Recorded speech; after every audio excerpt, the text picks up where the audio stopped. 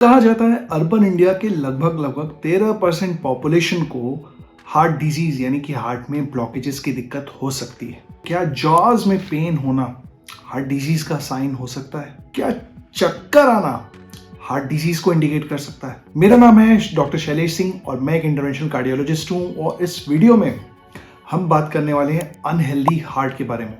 हम कैसे पहचान सकते हैं कि शायद आपको हार्ट डिजीज की प्रॉब्लम है। तो हार्ट डिजीज के पेशेंट्स में जो सबसे कॉमन और सबसे इंपॉर्टेंट सिम्टम हमें मिलता है वो होता है चेस्ट पेन। किसी भी तरह का चेस्ट पेन जो आपको चलने के साथ, किसी भी तरह की मेहनत के काम करने के साथ अगर बढ़ रहा है, ये प्रॉब्ली हार्ट डिजीज की वजह से है। लोगों का चेस्ट पेन का डिस्क्रिप्शन अलग अलग हो सकता है।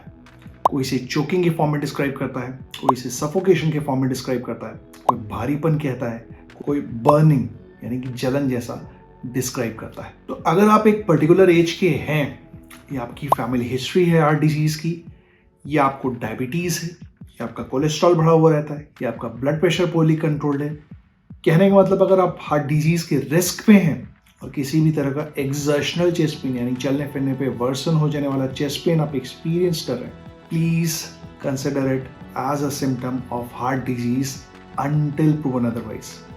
Number 2, shortness of breath. कई लोगों को हार्ट डिजीज का एक लौता मैनिफेस्टेशन सिर्फ सांस फूलने की दिक्कत हो सकती है। कई लोगों में एंजाइना की वजह से सांस फूल सकता है।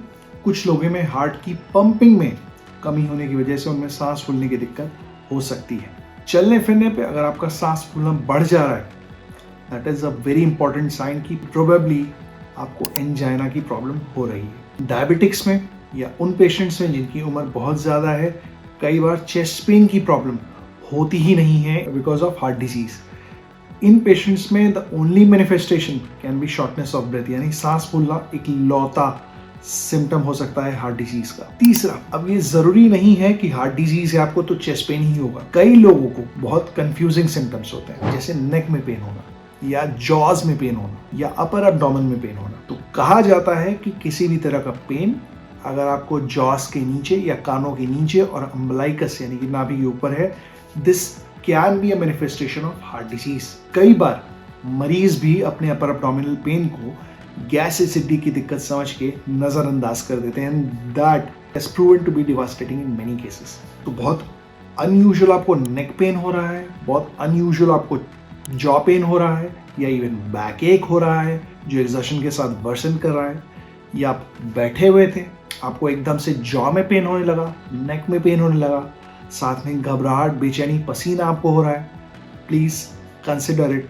As a sign of heart disease and immediately rush for medical help. Number 4, चक्कर आना। तो चक्कर आना एक बहुत ही कॉमन प्रॉब्लम है। चक्कर आने के बहुत सारे कारण हो सकते हैं। वीकनेस का महसूस होना, खून की कमी का होना, या इनर ईयर की प्रॉब्लम का होना, इन सब में चक्कर आ सकता है। तो हार्ट डिजीज में खास बात क्या है? हार्ट डिजीज में खास बात ये होती है, हार्ट डिजीज में आने वाले चक्कर में पेशेंट्स यूजुअली डिस्क्राइब करते हैं, या हो सकता है आपके घर वाले ऐसा डिस्क्राइब करें कि आंखों के आगे एकदम से अंधेरा छाता है।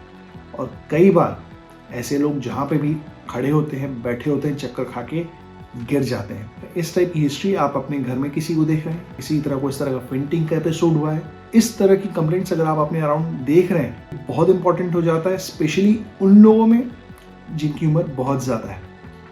इन पेशेंट्स ज्यादा एज होने में there can be some conduction system disorders which we expect, जिसमें प्रेजेंटेशन फेंटिंग की हो सकती है। नंबर 5, धड़कन तेज जाना या धड़कन मिस होना। धड़कन तेज जाना और धड़कन मिस होना दोनों ही कंडक्शन सिस्टम की डिजीजेस में पाया जाता है।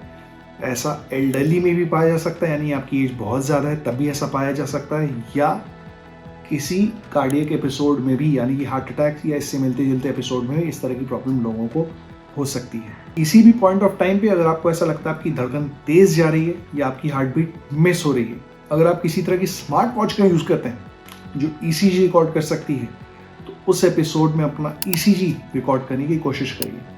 इन केस अगर आपके पास ऐसी फैसिलिटी नहीं अवेलेबल है, नियरेस्ट हॉस्पिटल में जाके उस समय का ECG रिकॉर्ड किया जाना इज ऑफ पैरामाउंट इंपॉर्टेंस। कई बार धड़कन तेज जाने के पीछे जो रिदम डिसऑर्डर्स होते हैं हम आसानी से आइडेंटिफाई कर सकते हैं ऑन ECG, और कई बार उन कंडीशंस को भी हम बहुत आसानी से पकड़ सकते हैं जिनकी वजह से आपको महसूस हो रहा है धड़कन मिस हो रही है। This helps us in initiating appropriate treatment. अगर आपका हार्ट रेट ज़्यादा है, अप्रोप्रिएटली उसके लिए आपको मैनेज किया जा सकता है, दवाएं दी जा सकती हैं। हार्ट रेट अगर कम है, किसी तरह का कंडक्शन ब्लॉक है, तो कुछ दवाएं आपके ट्रीटमेंट में जो चल रही हैं उसको हटाने का देखा जा सकता है।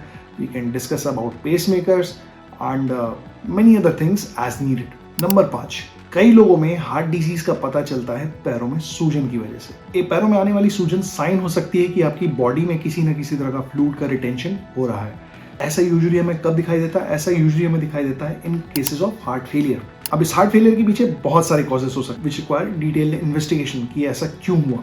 बट आपको अपने घर में, अपने परिवार में या खुद का पैरों में सूजन आते हुए जैसा कुछ दिख रहा है, talk to your doctor immediately. Heart का अल्ट्रासाउंड, जिसको आप एको नाम से जानते हो, that can be very helpful in these cases. इसमें हमको सूजन आने के कारणों का पता चल सकता है। नंबर 7, कई लोगों को सीधा लेटने में सांस फूलने की दिक्कत होती है। That also is a marker of heart disease. सीधा लेटने पे सांस फूलना या सोने के 2-2.5 घंटे बाद सांस फूलने की दिक्कत होना एक तरह का इंडिकेटिव होता है कि शायद आपको हार्ट फेलियर की प्रॉब्लम। अब हार्ट फेलियर कई कारणों से हो सकता है। फॉर एग्जांपल हार्ट की वेसल्स में ब्लॉकेजेस की वजह से हो सकता है, या हार्ट की मसल की डिजीज की वजह से हो सकता है। कि किस वजह से हो रहा है इसके ऊपर डिपेंड करता है कि इसका हमको ट्रीटमेंट क्या करना है। अगेन इन कंडीशंस में echo comes in very handy. Echocardiography करके हम इसको डायग्नोज कर सकते हैं। एकोकार्डियोग्राफी करके हम आपकी हार्ट डिजीज को पिकअप कर सकते हैं और इसके लिए अप्रोप्रिएट ट्रीटमेंट इनिशिएट करने का देख सकते हैं। हार्ट डिजीज के सिम्टम्स के बारे में तो आपने जान लिया, बट क्या आपको हार्ट डिजीज के होने का रिस्क है, ये जानने के लिए इस वाली वीडियो को जाकर देखो।